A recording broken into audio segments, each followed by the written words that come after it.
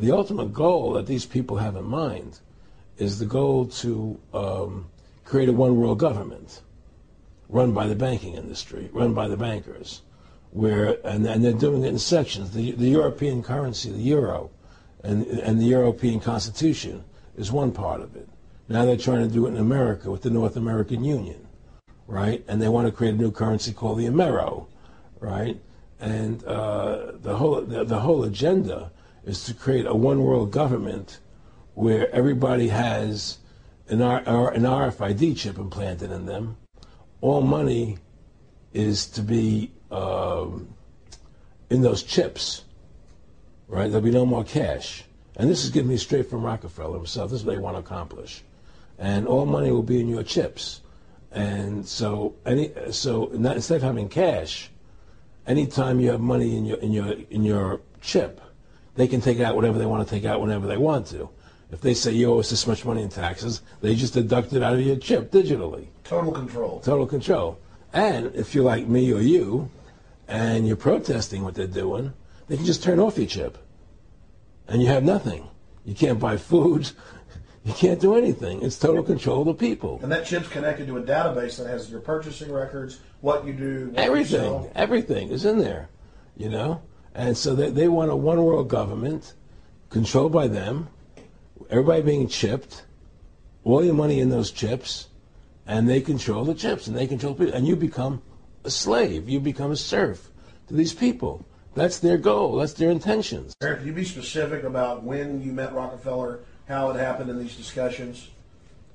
I met Rockefeller through a female attorney I knew who called me up one day and said, one of the Rockefellers would like to meet you. I had made a video called Mad as Hell, and he'd seen the video and wanted to meet me and knew I was running for governor of Nevada.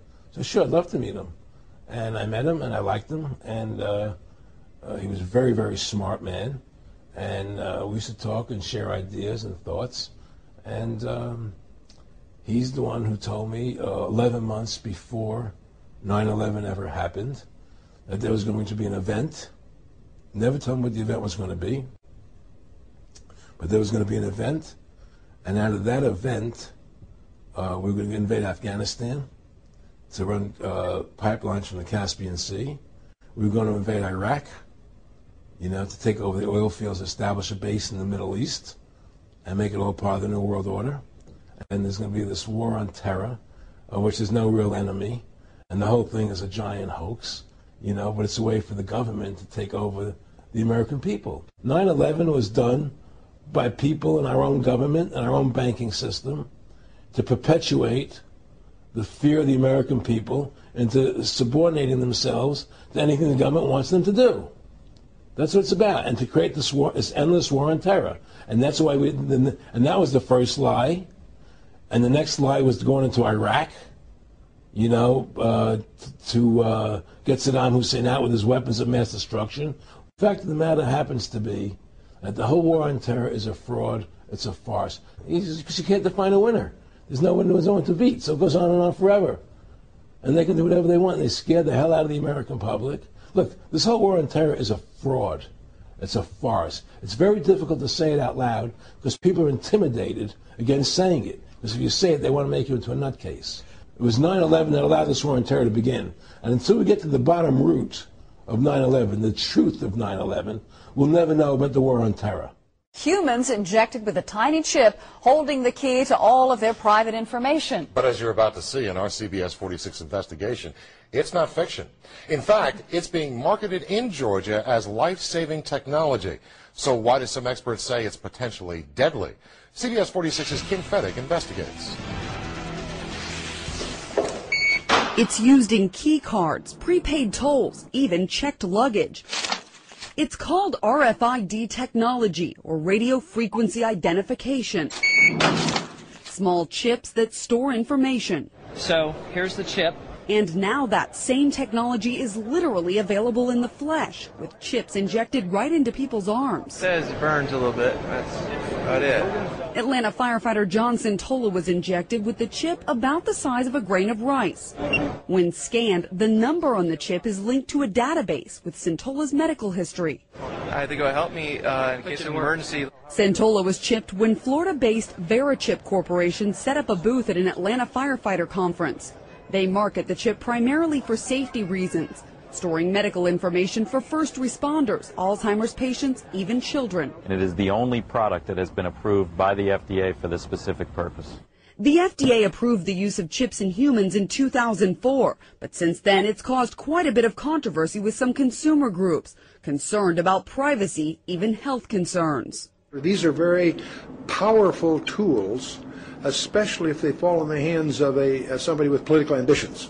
One of the loudest voices of opposition is right here in the Boston area, a Harvard doctor and author of spy chips. These technologies will not make us safer. I think they'll make us sitting ducks for Big Brother. Dr. Catherine Albrecht also compiled 16 years of studies she says prove the chip can cause cancerous tumors. It's clear as day that these tumors were not only malignant, but they metastasize, they spread to the lungs, the liver, the thymus, the brain. These pictures show the tumors growing around the actual chip in the mice and rats. Certainly the company, I mean, they've done, I think, a tremendous job of keeping that information under wraps for the last several years. We sat down with the chief medical officer of VeriChip and asked about the link to cancer in mice.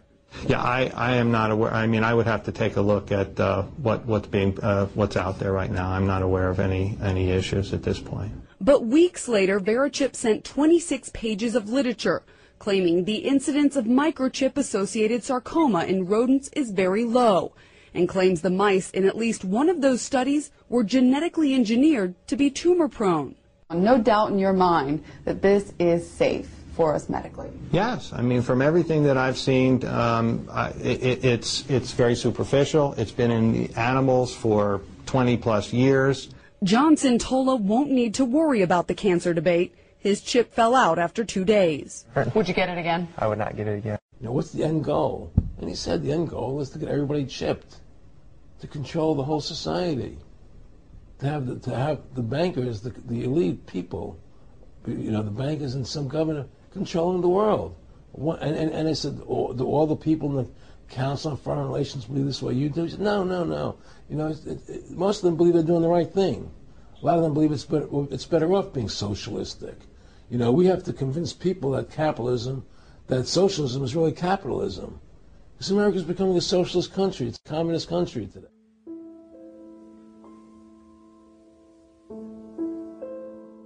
I saw the evil behind what I thought was a noble adventure.